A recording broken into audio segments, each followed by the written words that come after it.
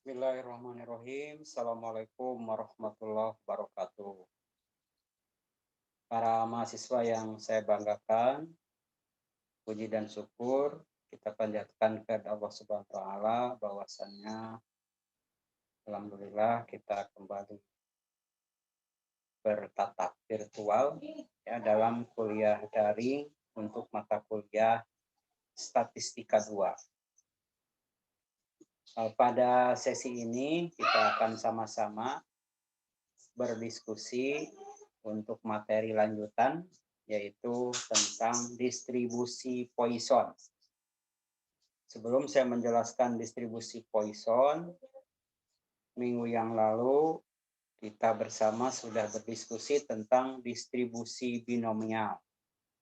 Jadi supaya Anda bisa membedakan dengan distribusi yang akan kita bahas pada sesi ini, maka distribusi binomial harus dibaca ulang, direview, ya kemudian dicoba mengerjakan latihan dan tugasnya.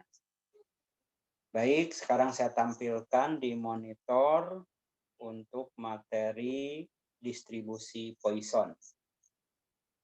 Yang ini ya. Materi ini nah, kita tampilkan. Nah,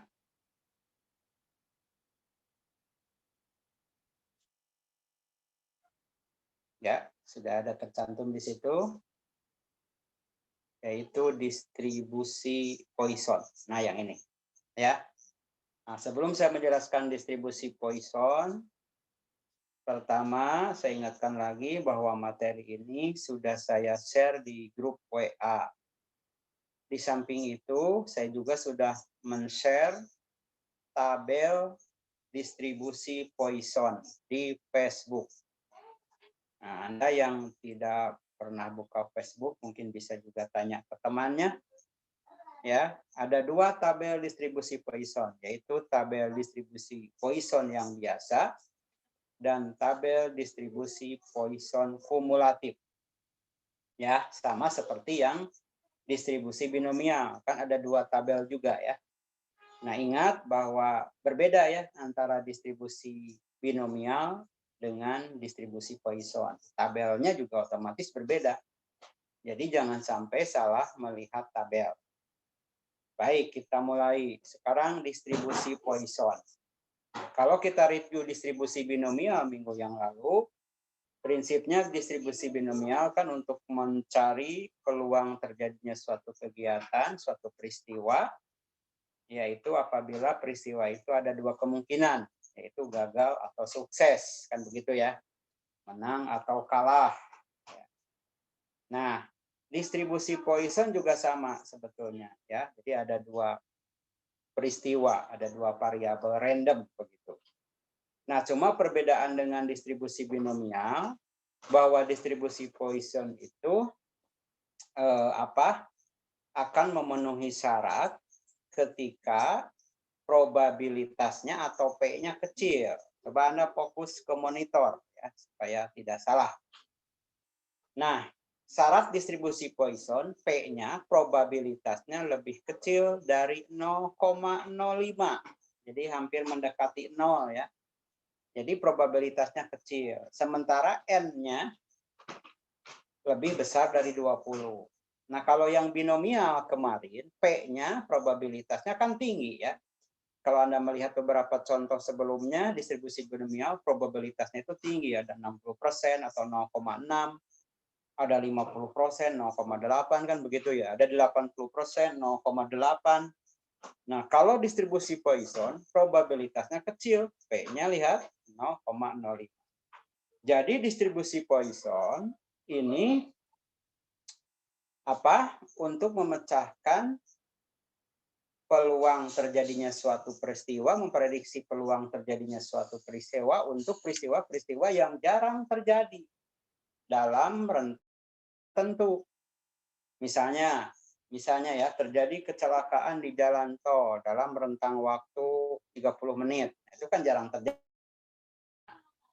Kemudian misalnya apalagi peluang penjualan barang mewah misalnya ya dalam waktu 1 hari. Nah, itu juga kan jarang ya peluangnya. Ya kan? Kemudian peluang misalnya seseorang akan pingsan kalau disuntik vaksin misalnya, itu kan kecil ya. Sampai pingsan itu kan kecil kemungkinannya ya, kecuali takut dan sebagainya. Nah, peluang-peluang seperti itu hanya bisa diselesaikan dengan menggunakan distribusi Poisson. Jadi Poisson itu sebetulnya nama orang ya, penemunya, ya, penemu dari distribusi ini.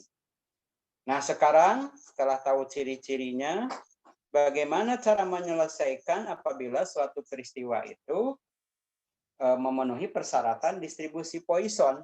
Nah, maka ini rumusnya. Kembali lagi ke monitor, tolong dilihat. Jadi, probabilitas di sini P ya, X, ini dibacanya mu. Ada juga di buku lain mu-nya diganti dengan lambda ya, dengan lambda. Nah, ini sama saja. Ini dibacanya mu. Ini rumusnya lihat. Sepertinya susah ya. Ada mu pangkat X, E pangkat min mu dibagi X faktorial. Itu kan dibacanya ya. Probabilitas, saya ulangi pembacaannya. Probabilitas Poisson dari suatu peristiwa X dengan mu, dengan rata-rata. Mu itu rata-rata ya. Sama dengan mu pangkat X, E pangkat min mu dibagi X faktorial. P-nya ini tadi peluang munculnya peristiwa X. Mu itu rata-ratanya. Sekali lagi mu terkadang buku lain lambda. Nanti ada rumus lambda. Simbol lambda itu. Kemudian E. Ini E bilangan konstan. Nilainya 2,71828. Ya. Dan ini sudah Anda tahu ya. Dulu ketika matematika ekonomi ada bilangan E. Bilangan E ini kalau ditekan di kalkulator langsung muncul angka ini kan. Dan mu sendiri. Ya, rata-rata sendiri. Yaitu N dikalikan P. Ya, N-nya tadi ya kan. Populasinya berapa, kemudian P-nya probabilitas. Maka untuk lebih jelasnya langsung saja contoh.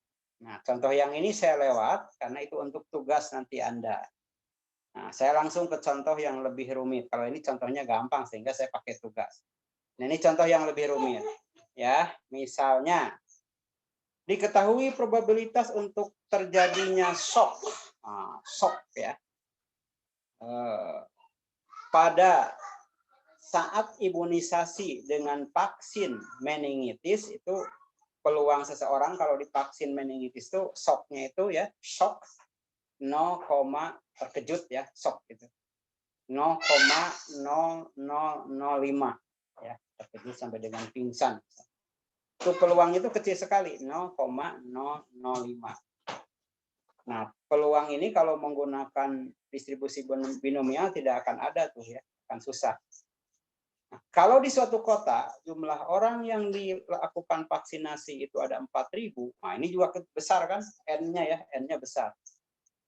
Hitunglah peluang tepat 3 orang akan shock kalau diberi vaksin. Nah, kita disuruh menghitung berapa probabilitas 3 orang itu akan shock, berapa peluangnya. Nah, kasus ini bisa diselesaikan dengan distribusi Poisson karena probabilitasnya kecil. N-nya besar gitu ya. Oke, ditanyanya 3 orang. Maka Anda lihat penyelesaiannya sudah ada di sini. Berarti pertama cari dulu mu-nya, mu atau lambda. Nah, ini apa simbol lambda. Ini mu, ini lambda sama. Jadi satu buku ada yang menyebut rumusnya itu mu, satu buku lain ada yang menuliskannya lambda. Tapi pemahamannya sama, yaitu N kali P. Cari dulu N-nya.